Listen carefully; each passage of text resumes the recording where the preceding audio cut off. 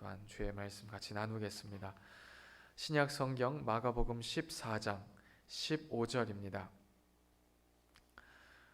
신약 성경 83페이지 마가복음 15장 21절에서 25절까지의 말씀.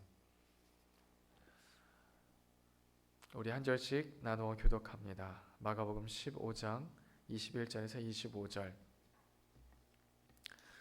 마침 알렉산더와 루포의 아버지인 구레네 사람 시몬이 시골로부터 와서 지나가는데 그들이 그를 억지로 같이 가게 하여 예수의 십자가를 지우고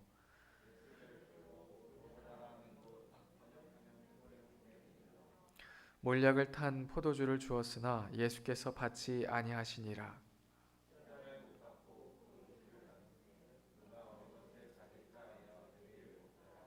함께 읽습니다.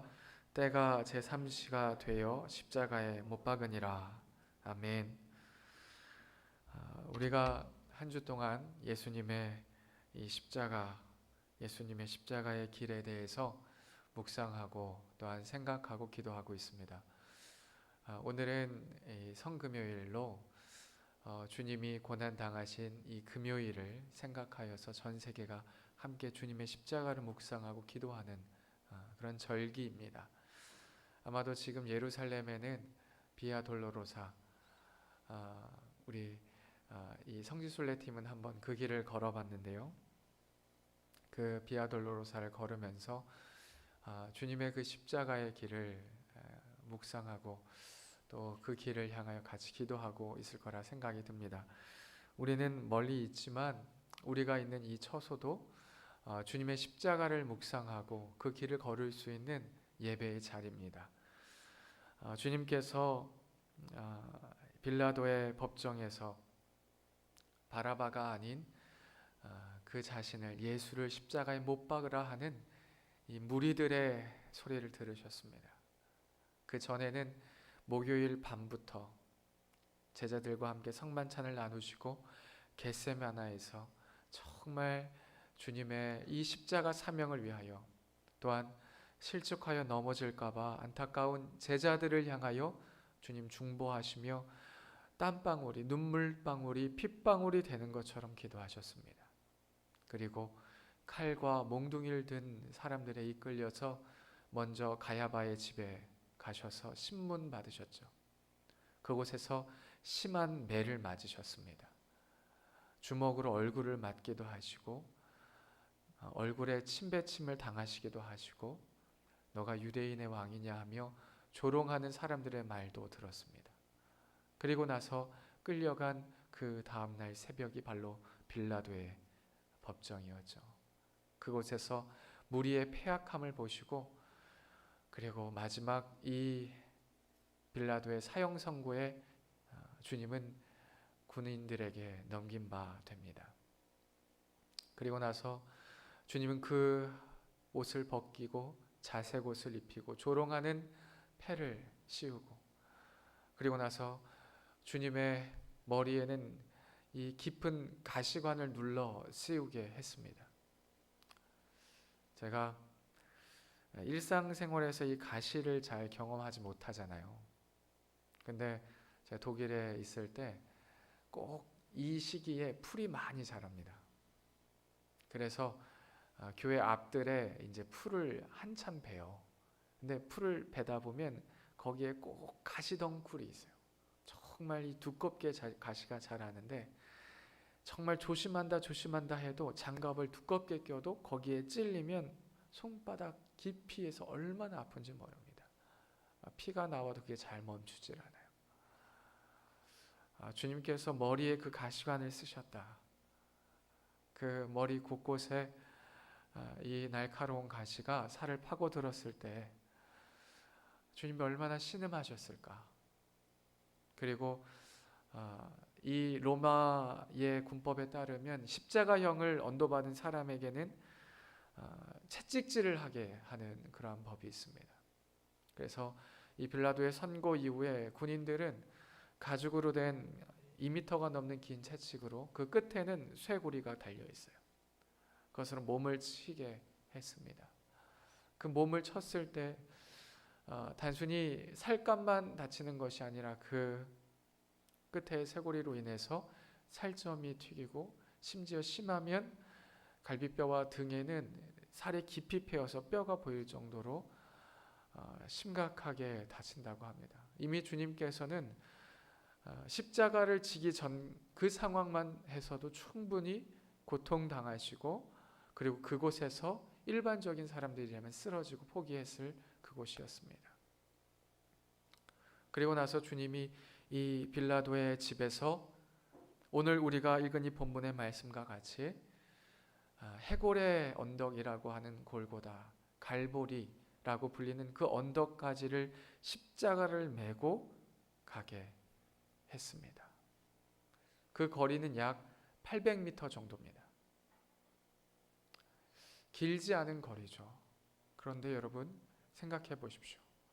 밤새도록 신문하고 매를 맞고 모욕을 당하고 채찍질을 당하고 가시관을 쓴 그분이 십자가를 든다. 여러분 그 십자가의 무게가 오늘날 신학자들이 생각하는 것은 약 150파운드 68kg 이상이 될 것이다 이야기합니다. 그 가로의 긴 막대가 40kg고 세로의 긴 막대가 30kg 정도 될 것이다. 여러분 우리가 일반적으로 20kg 쌀 한 포대만 들어도 버겁죠. 40kg를 든다. 여러분 어떨 것 같습니까? 70kg를 내가 든다. 건강한 장정이라고 할지라도 그것을 100m 걷는 것도 쉽지 않을 것입니다. 주님께서는 그 십자가를 지시고 그 800m의 언덕길을 걷기 시작했습니다. 그 길을 걷고 그러다가 주님께서는 도저히 육체가 버틸 수 없는 그 상황에서 십자가를 떨어뜨리신 것 같아요. 왜냐하면 군인들이 오늘 우리 본문에도 23절에 몰약을 탄 포도주를 주었습니다. 그러니까 주님의 그 십자가의 고난을 조금은 감경해 주도록 마약과 같은 성분인 이 몰약을 탄 포도주를 예수님께 전달했던 거죠. 주님 거부하셨어요. 왜냐하면 그 십자가를 온전히 져야지만 우리가 져야 할 죄의 대가를 대신 치루실 수 있으셨기 때문입니다. 주님은 그것들을 거부하시고 온전히 그 십자가를 지시고 그 골고다의 길을 걸으셨습니다.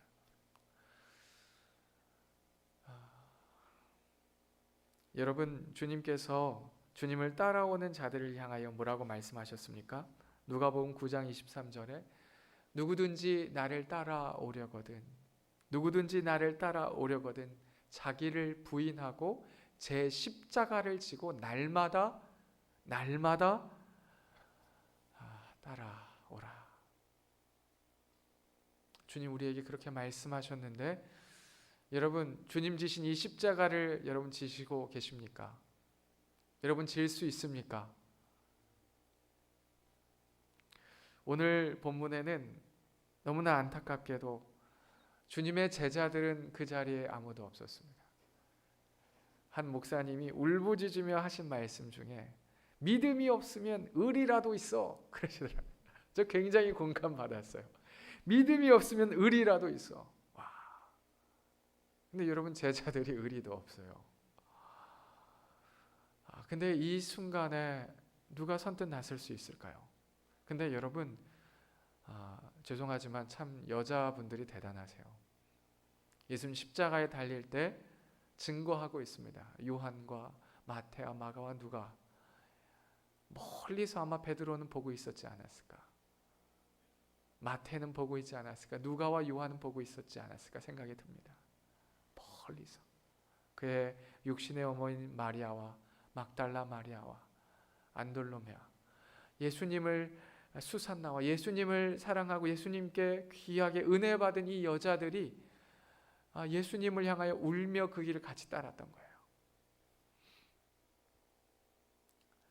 그런 가운데 오늘 우리가 읽은 본문에 한 사람이 등장합니다. 예수님의 육신이 너무 지쳐서 더 이상 그 십자가를 지을 수 없으실 때, 더 이상 그 십자가를 지고 갈 수 없었을 때 그 길을 우연히 걸었던 한 사람이 있었습니다. 그 사람이 누굽니까? 21절에 한번 같이 읽겠습니다. 마침 시작. 마침 알렉산더와 루포의 아버지인 구레네 사람 시몬이 시골로부터 와서 지나가는데 그들이 그를 억지로 같이 가게 하여 예수의 십자가를 지우고. 여러분, 구레네 사람 시몬입니다. 구레네라고 하는 지방은요, 북아프리카 지역이에요. 사실은 굉장히 이 예루살렘과는 멀리 떨어져 있는 지역입니다. 오늘날에도 이 지역이 있습니다. 트리폴리라고 하는 지역인데, 이 사람은 신학자들과 성경을 연구하는 사람들, 그리고 전승에 따르면 아마도 이 유대인 디아스포라였을 것이다 추측합니다. 그러니까 이 유대인들이 굉장히 큰 박해를 로마 시대에 받으면서 전 세계로 흩어졌죠. 그 중에 하나가 이 북아프리카의 구레네 지방이었던 것 같아요. 근데 그곳에 살면서 자신의 아들들 둘을 낳았는데 그것이 알렉산더와 루포입니다. 근데 두 아들은 이 유대인식, 히브리식 이름을 지어주지 않았어요. 그러니까 그 문화에서 살길 바랬지만 여전히 그의 내면의 다른 한 뿌리는 하나님을 경외하는 마음이 있었던 것 같아요. 그래서 그가 유월절을 지내기 위해서 저 멀리에서 예루살렘 성전으로 아이들을 데리고 온 것입니다. 그런데 그곳에서 정말 낯설지만 왠지 모르게 끌리는 누군가를 마주하게 됩니다. 바로 그분이 십자가를 지신 예수님이에요. 그의 가슴팍엔 유대인의 왕이라고 새 언어로 쓰여 있었습니다. 그는 굉장히 낯선 광경을 봅니다. 그를 향한 두 가지의 다른 말들도 듣기도 하고 그 예수님을 따라 울며 나아가는 여인들도 마주 보기도 합니다. 근데 그런 가운데에 군인 중에 한 사람이 예수님이 그 길을 지나가다가 쓰러지고 마신 거예요. 그래서 어떡하나 그러고 있는데 그 가까이에 있을 때 군인이 그의 손을 잡아채 당신이 이 십자가를 지라. 여러분, 이게 우연이었을까요? 저는 우연이라고 생각하지 않습니다.